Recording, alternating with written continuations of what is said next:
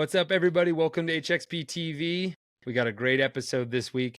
When I went to East Texas about 3-4 weeks ago with Chris Powell and my great friends, Danny Butts, Dustin Machado, I knew I was going to get a lot of great content for HXP TV. So I was thinking about it. I was focused on it. And if you guys listen to the episode with me and Chris talking about this trip, you'll know exactly what I'm talking about. Here comes the video from it.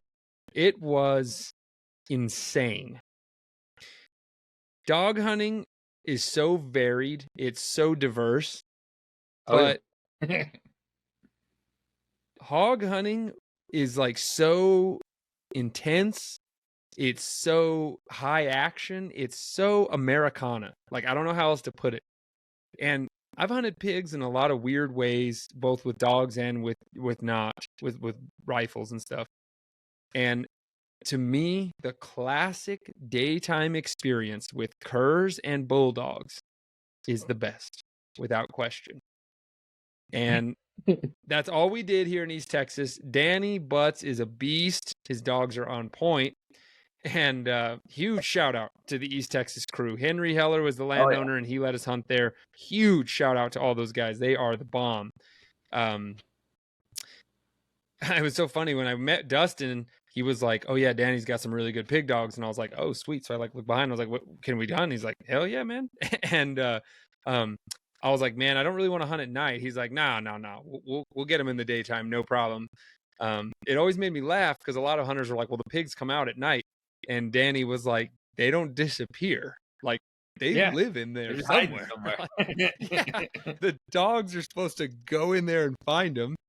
And so I just I was ready because I knew Danny was at the highest level, but I really wasn't ready, guys, because when we went to this place called Candyland, the Heller property, it's, several thousand acres of like beautiful, dense woods with rolling cow pastures in between. So imagine everybody, these are like islands of heavy brush with these like rolling, beautiful meadows.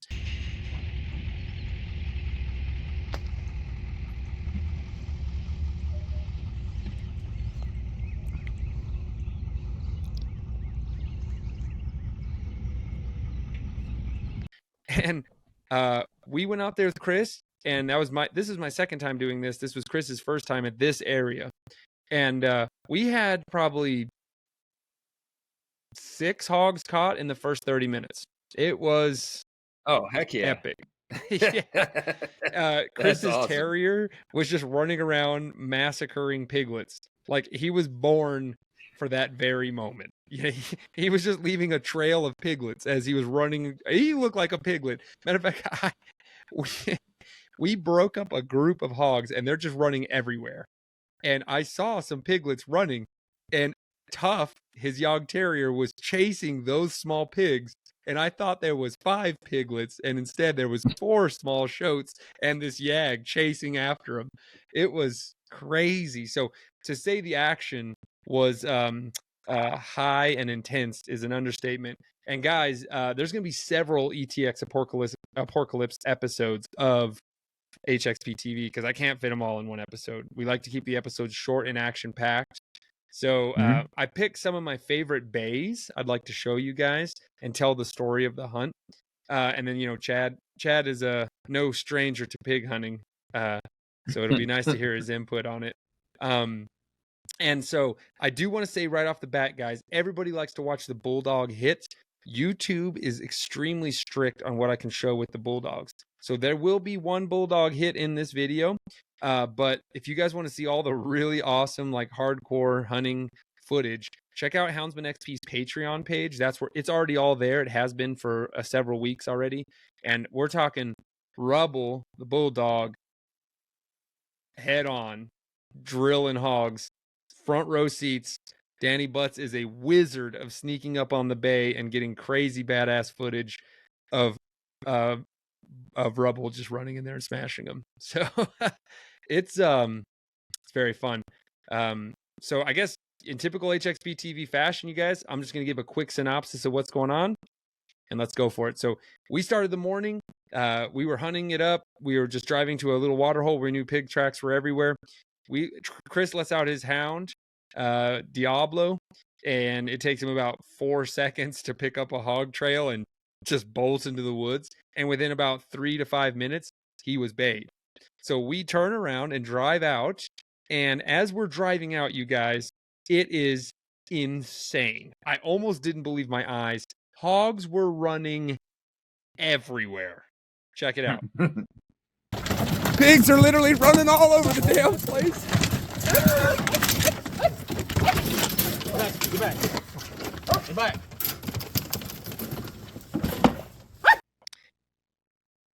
When Danny was just like, send a bulldog, I was just like, yes, sir. That's the best part. I ran to the back of his buggy. I unclipped Rubble. Rubble just jumped off the dog box on the top of the buggy and just took off after a hog. Here's the clip.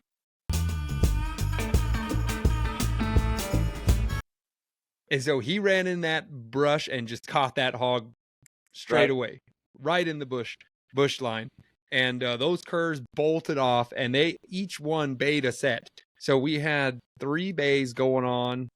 Rubble caught. Nice.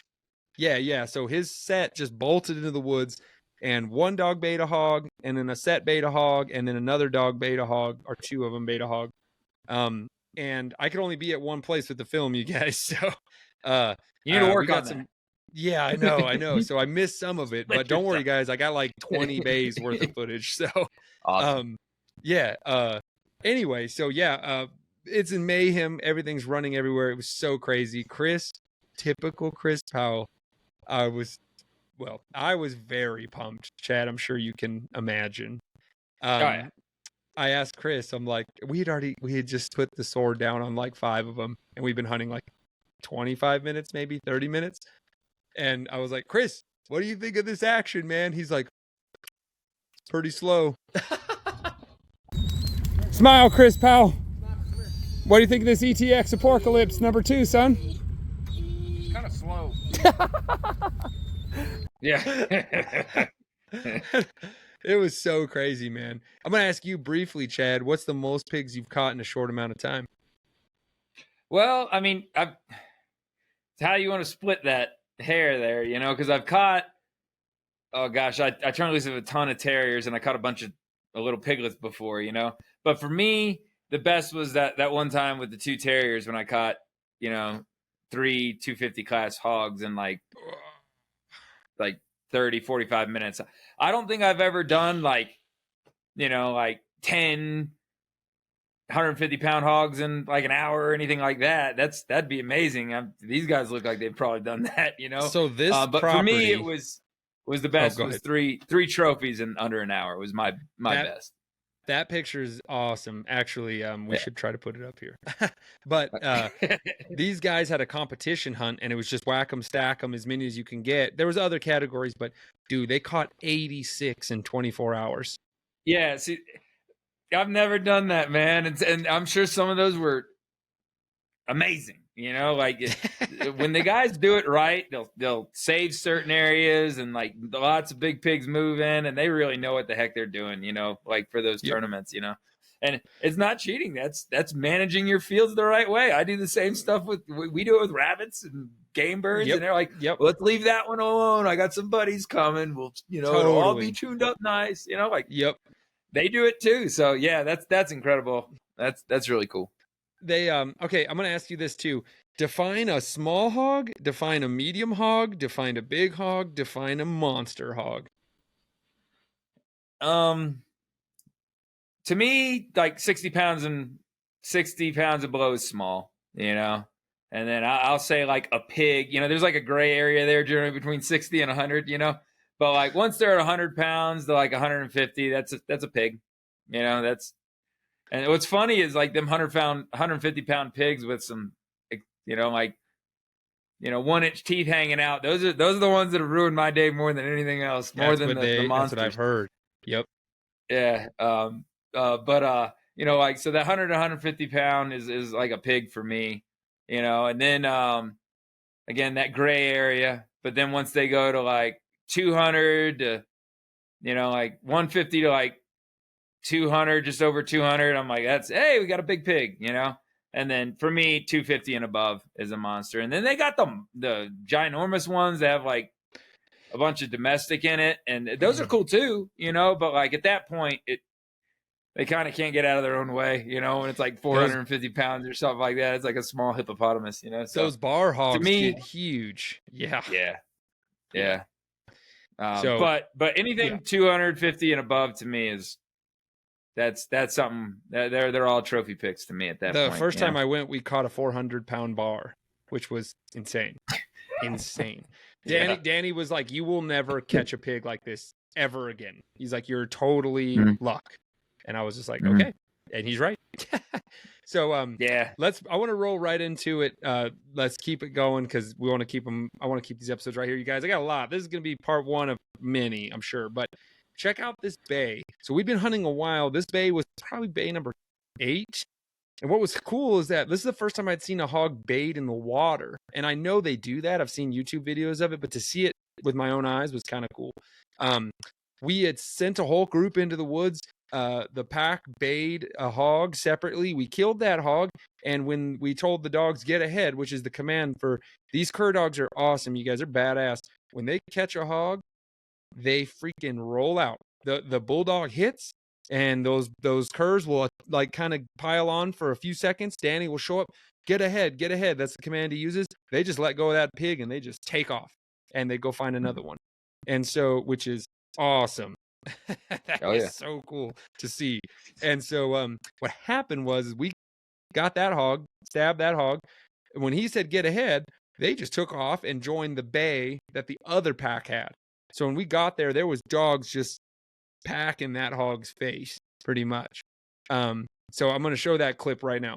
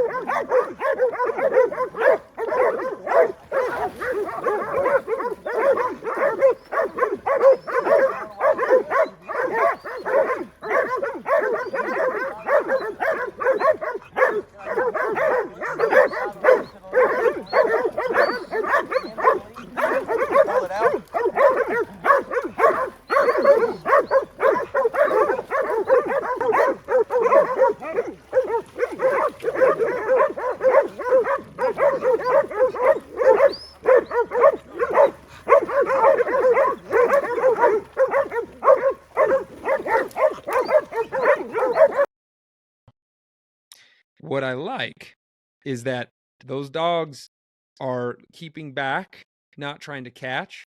We did have the curs catch some, but they were small. That one, I think that was right in that size group where you were saying that they can put the whoop down on dogs. That one was a fast, nasty little boar. So, yeah. Well, catch it or don't catch it. Yeah, catch it or don't catch it. That's the main thing. Like, don't try it unless you're confident you can. You know, once a dog learns that, then you know it's pretty good. You know, and it's more about controlling the head at that point. Can they control the head? You know, is it big enough to swing its head around and hurt some dogs? And can the curs control the head on their own? You know, because I mean, if they all piled on the hind end, they can bog it down a lot of times. But if that hog's strong enough to spin around, it's just going to cut everybody up. You know, so. Mm-hmm.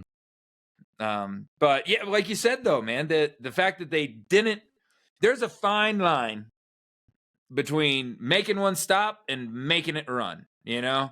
And I think a lot of folks like to see, like they, you know, when they're training or when there is a bay, they always want to see their dog like right up there, like spitting on its face and everything like that. And that's cool. I'm not going to say I don't enjoy it, but you're going to lose pigs. You know, that bay right there with, what was it, 5 dogs, right? That were all like there. 6. Yeah. Standing up front, you know, like nobody, like they kept their distance back, but they were close enough to keep his attention, just hypnotizing that hog to stay there without slapping him on the face and making him, jerk his head. And then the other dog, it's just like a chain of events, and they go off running. None of them really circled around behind and tried catching. One of them kind of nipped in the ground, but I mean, heck, man, 5 dogs doing that, and only if that happened another 10 times, I'd still be like, those are some good dogs right there, Clown like, is a pup. That was one of his first times nice out, to see. actually. Yeah. So is that see, there you go. Like, yeah, that was Clown's second time. Dog, it'd be worth bragging on. But like, to me, that's what it's supposed to look like. It's the anticipation, the build up, that coiled spring, that like, don't mess it up. You got it? Don't mess it up, And there's always just like some dog that comes in from left field. Somebody's like pit cur cross. It's like Leroy Jenkins, and bites in the face or something. And then the dog takes off running. And wasn't that cool? No, it wasn't. It was bathed. The catch dog was coming, So that's the goal to me. That's beautiful. So that video, you guys, on the Patreon page is the next segment of that video where Rubbles just freaking flies in and nails him head on. So if you want to see some of that really awesome videos that I can't show on YouTube, it's on Houndsman XP's Patreon. And we're running right up on our time limit, you guys, but I want to show one more video. This is a video of a catch that I can show. So this was cool. This was a shout out to Blaine Campbell, a good friend of ours. Blaine's a badass, and his dogs were on fire, and he's got a really sweet boar stick and knife. I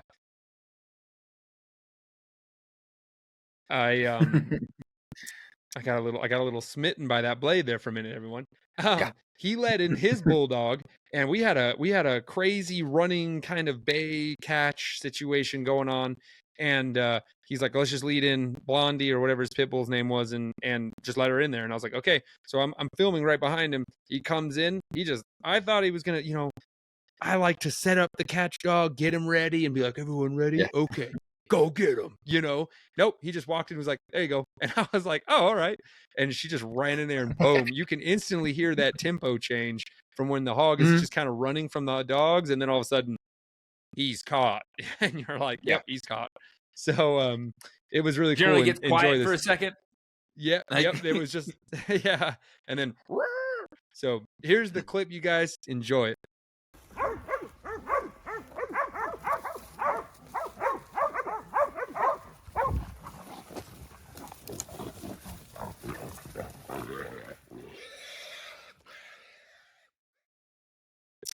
Sending in the bulldog is like the best part. It is. I'm going to say maybe I'm basic. I don't care. It's the best part.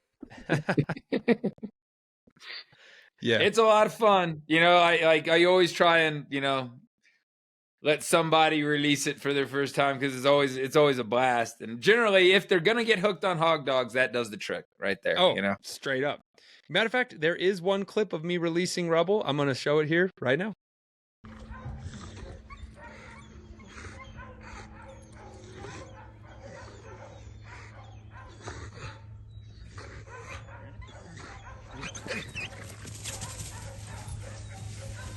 What was his name? How'd it feel? It felt amazing. What was his name? Dane. Dane had a bulldog named Tank, and that thing was a tank. And he hit like a Mack truck, and that thing was a nightmare to lead through the woods. He was dragging you like everywhere. Rubble would pull you just enough to kind of help you get through the brambles and stuff. But he was extremely well trained. Like if you gave him easy, he'd slow down and walk with you.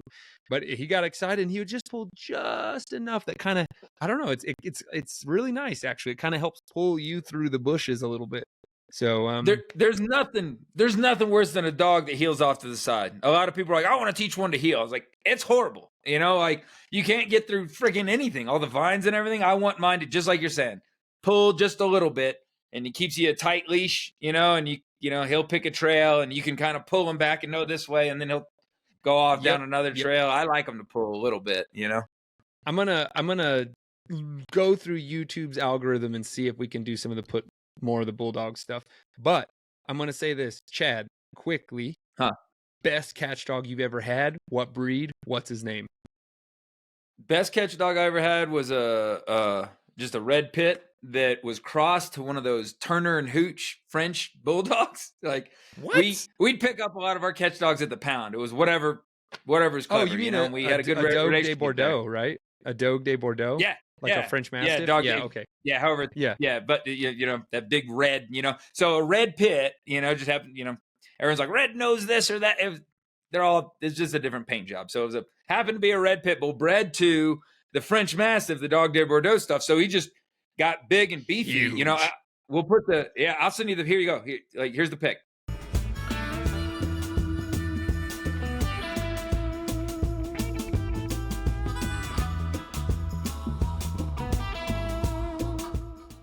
All right, and then so him, and in my opinion, yeah, he's gorgeous, ain't he? And he was neutered. That's the only problem. They castrated him before we picked him up. I would have bred that dog to my horses.